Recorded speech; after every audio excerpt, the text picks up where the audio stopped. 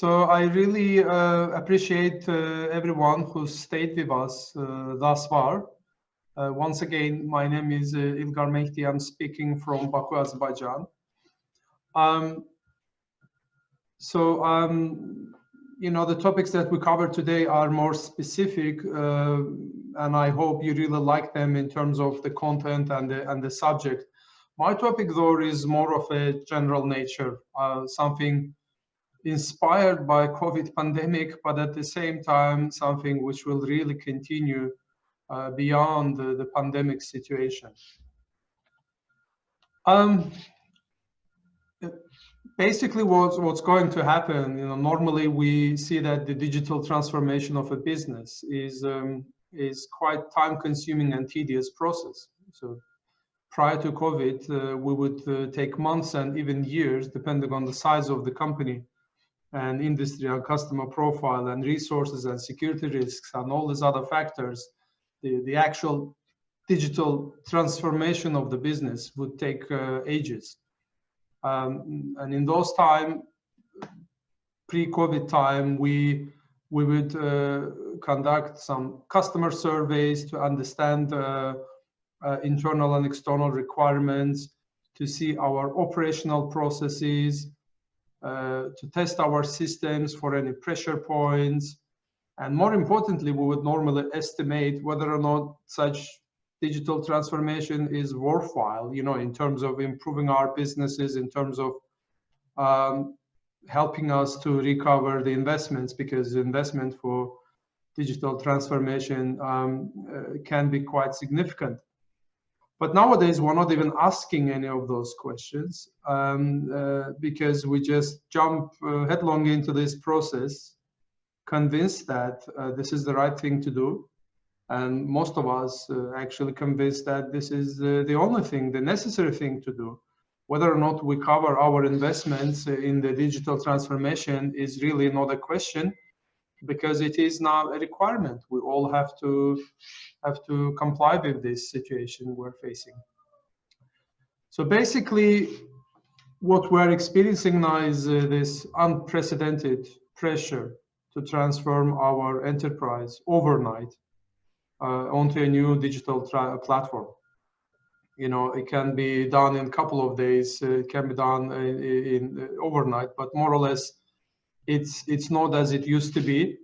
We have to act very fast. And basically, you know, again, this IT architecture, the complex IT architecture we used to have on the left side, more complex architecture is now itself transforming into something very simple, and from very complex approach, we're switching to do it now approach. And but the key question when we're doing everything fast in every business, the key question we keep asking ourselves is, are we certain that we are capturing all our risks? Because we're just jumping headlong into this process, and because we have to, because everyone have to do it, and we just follow the trend. But are we really capturing all our risks? And you know, as the recent trends indicated, even mighty companies such as Zoom had some security problems with their platform. They fixed it later on, but initially they faced a lot of pressure and bad publicity in the community. On the other hand, Microsoft faced a similar pressure because of the increasing number of customer headcount. No one anticipated that the products will be, the IT products will be sold out so fast, and you know, the pressure on the servers was immense. As I heard from Microsoft themselves, they had to increase their servers threefold to make sure that they meet the requirements. So that is the situation with the digital transformation before and after the pandemic. And I mentioned there are some risks, and those risks lead us to some uncomfortable questions. You know, we have to ask ourselves some of these questions, you know, before transitioning our businesses into online mode. Understandably, there is no single blueprint that you can take and apply to your organization when you transform. Everyone tries to tackle their problem depending on their business needs, depending on the particulars of their industry sector, their customer base, of course, is important. Are your customers trading with you online or not?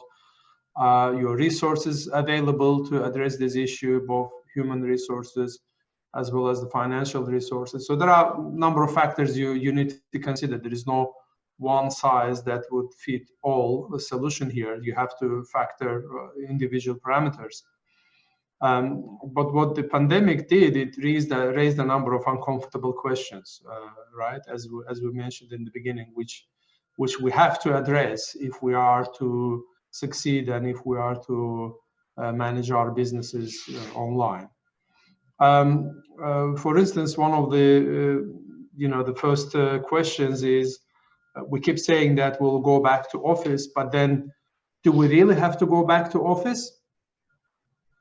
Are we sure that we need to go back to the office? Because some very large organizations that I know of already decided that they will cut down their physical premises. They will introduce the notion of hot desks, where there will be desks in the offices will be not assigned to particular individual employee, but will be just basically available for anyone on a first come, first served basis. And that again implies that some employees, some positions, some departments, they will not be required. Their physical presence will not be required in the offices anymore. They can be supervised remotely. They can report remotely. They can handle their tasks remotely. And this enables, especially the large companies who are spending a lot of funds on physical office premises. So this option enables them to cut some of their costs by switching to hot desk strategy. In some companies, I heard even as far as 1/3 of their existing, actually today existing office premises will be cut by at least 1/3 when they switch back to offline office regime. So this is one element. Another element that the COVID-19 is bringing us is basically gives us the glimpse of future. Now that we have all experienced this fancy sensation of working from home, very easy environment, is it really easy now to switch back to office environment? And if we can handle our products through a digital platform, maybe we should continue doing so. But then the key question is this: is everything really digitizable? Is all products that we produce, all the services that we deliver, can we really transform them all onto the digital platform? And unfortunately for some of us, the prevailing answer seems to be that definitely yes. For all of our products and services, we should now have their virtual, their online equivalents. And this is just the factor of life that we need to adjust ourselves to. Which then leads us to the next question: how certain are we that all our pertinent risks are under control? Because if we're transferring our traditional products, making them available online, especially now we have people from professional services community, the lawyers and related professionals, usually prefer to follow the traditional, face-to-face service delivery. Now, if we're doing this predominantly online, are we addressing all the risks? because we're really just switching it in a very radical, in a very speedy fashion. That's the only element. I'm not saying we shouldn't do it. The only element is that we're doing it in a very speedy fashion. Some other areas, some other risks we are facing, or maybe the new dimensions of the pre-existing risks that we are facing during the pandemic and immediately after that, is of course our supply chains. Because the borders are closed, we're not getting our products on time, and that's causing some discomfort. Data security risks, of course, are increasing rapidly simply because we started using more of the data. Take this video conferencing as one example. And as I mentioned, even huge companies such as Zoom are apparently exposed to data security risks. Right, so a risk factor is fundamentally important in managing your business online. Another thing when it comes to online management of your business is you really need to ask yourself, which, a seemingly obvious question, but you really need to ask yourselves, are we going to be serious about this? Because one thing is when you do your business management in a traditional way, more robust, more tested methodology. Another thing is when you're trying to be online, you really have to take it serious. Because unless you are meticulous, unless you are persistent enough in pursuing these routine tasks, you're not gonna succeed. And routine tasks like you have to update your website regularly, you have to post your news regularly, you have to be in contact with your customers, you have to, I don't know, use mail campaigns, you communicate with staff, which is also a factor now. Previously, we are all based in one location, now we are all remote. So how do you communicate with your staff is becoming fundamentally important. And these are, again, very seemingly routine, mundane tasks, but at the same time, they are fundamentally important now. So unless you take them serious and unless you tackle them in a serious way, you're not going to succeed. And actually, I was reading one study by McKinsey, which states that during this pandemic and immediately after that, the key factor for us to survive is going to be resilience. Resilience in terms of, being passionate, being active in implementing all this kind of digital transformation tools that we keep talking about. And finally, our office protocols, are no longer relevant. We are remotely located. We are working from remote locations, all of our employees, all of our staff. So we need to build a whole new set of working etiquette, working mentality. And that can be, again, quite fundamental. I'm not only talking about simple processes and procedures, not, for instance, using this platform as Zoom, you have to have your name correctly stated on the screen. You have to have your titles and everything correctly mentioned. Those are, again, seemingly routine, mundane tasks, but fundamentally important. But I'm also talking about potentially in a long term, you are changing the whole corporate culture in the organization, which is, far bigger problem to handle, far bigger challenge to handle compared to all of the above issues that we discussed. So basically, yes, we are switching to new next normal. Yes, we have to do that because it's now becoming the new norm. But then there are really fundamental questions that we need to ask ourselves, and moreover, we need to take them serious.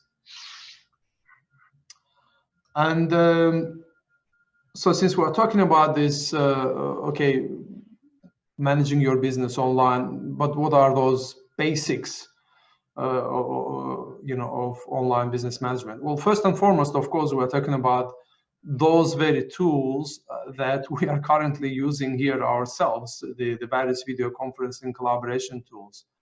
Of course, we have a lot of options, Zoom, Microsoft Teams, Google Meetings, and many other. No need to reference them here, but only just for the sake of illustration only. And each of these tools, of course, have their pros and cons. And they're discussing their features is beyond my presentation. But what I'm trying to emphasize, the time you spend at the select phase is time well spent, because what really happens once you choose the right product, it is very difficult then to switch, because the switching costs, the switching efforts can be really painful. And I can use my own example. In my own organization, we have, after a series of tests and trials, we decided to pick Microsoft Teams as our collaboration tool, partly because it is, Microsoft product and it can easily integrate with other Microsoft tools, and of course that's important. So we did that, and then later on you discover that not all your clients are using Teams. They don't have it installed, or for some other reasons they use other tools. Doesn't matter. You have to communicate with your client. So turns out you have to also get a license for Zoom. So you have to invest in two different protocols. You have to keep them live, at least for some time, because you want to maintain interaction with your clients. And the free licenses that are available, they are fundamentally limited in many ways. So you have to have a paid license. So that means additional investment. So the selection of the right collaboration tool is fundamentally important. This cannot be overestimated.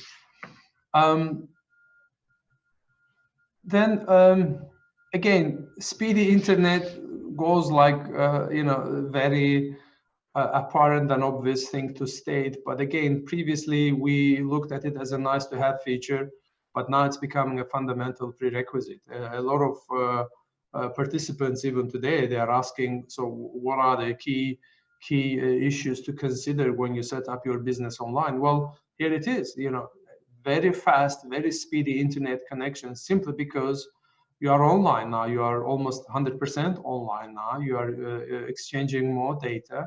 We're using video conferencing, which is a huge pressure on our traffic. So, speedy internet is no longer an optional. It's becoming a prerequisite for success. So you have to have it. That's goes without saying. Likewise, use of analog telephone lines. Again, while still these analog lines are still relevant, I'm not saying they are entirely outdated, but then in all likelihood, they will be replaced with speedy voice over internet protocols of one sort or another. There are all kinds of abbreviations, acronyms used in telephony. It's quite confusing, really, even for professionals. I speak with a number of them, but it's very, very, really difficult to pick the right one. And I should tell you, they are not cheap.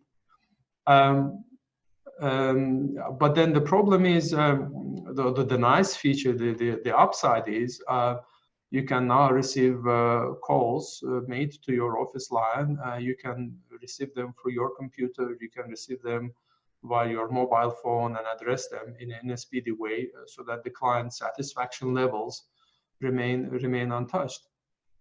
So that helps you to maintain the standard communication with your client, which is really, really important. So on the marketing side, you have to adopt what is called an integrated marketing strategy, basically encompassing everything. Your offline and your online marketing strategy is not a one thing. You have to consider all aspects. You have to things like, again, website content and customer communication, mailing campaigns, and managing your leads which are coming through online now. How are you going to manage your leads? How are you going to transfer them into into clients, into sales, how you're going to address your social media. And again, that leads us to last but not least, our online reputation. We briefly mentioned that in Elixir presentation from another aspect. Now, if you look at the traditional things, you know, when you go onto the website, check for your own company, you often, you often see the rankings, the Google reviews for one business, and you know, this is now becoming important because that's probably the only feedback the clients are going to get, because there is no physical interaction, at least for some time now. So that online Google reviews, which we all previously tended to, I wouldn't say ignore, but we didn't really spend enough time on improving those, is now becoming more critical. And again, I'm using this example of my own company. It's an inadvertent advertisement here, for which I apologize. But the thing is, you know, when in our own specific example, we had one particular negative feedback from one gentleman based in India. And we didn't really know what's happening. We tried to reach out to him to find out his reasons for his negative feedback, because we didn't have any clients in India, but the feedback is there. So one fundamental problem with these Google reviews, you have absolutely no control over it. And it can get really nasty. It's difficult to fix it, but you have to do something about it. As I said in our previous slide, you have to take these things serious now. They feature everywhere. You know, you do a Google search, it pops up, and then it gives you the first impression about the company. Same is in the Google Maps. You know, it's better to have the company name and tag, and even in such things as taxi services. You know, it's again small things, but they do really impact your online reputation. They give the glimpse of the company's presence in the market. Again, as I said, this is a very generic topic, nothing cast in stone, not a rocket science, very basic concepts, but some of my observations also based on our practice and based on our failures, which I thought you might find interesting.